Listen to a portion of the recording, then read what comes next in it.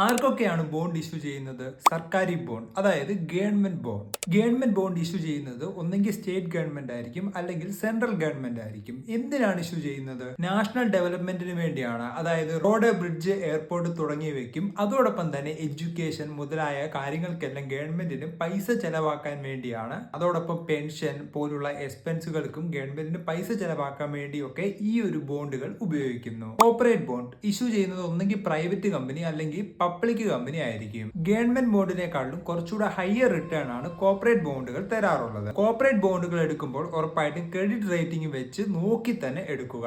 Municipal bond issue ചെയ്യുന്നത് നിങ്ങളുടെ അടുത്തുള്ള അർബൻ ലോക്കൽ അതോറിറ്റിയാണ്. എന്തിനു വേണ്ടിയാണെന്ന് വെച്ചാൽ വാട്ടർ പ്രൊജക്ടുകൾ, അതോടൊപ്പം തന്നെ റോഡുകൾക്ക് വേണ്ടിയൊക്കെയാണ് ഈ ഒരു പണം യൂസ് ചെയ്യുന്നത്.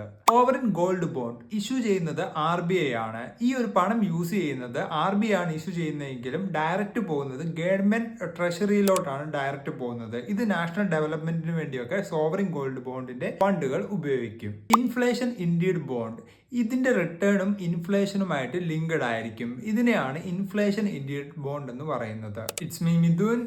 ബൈ.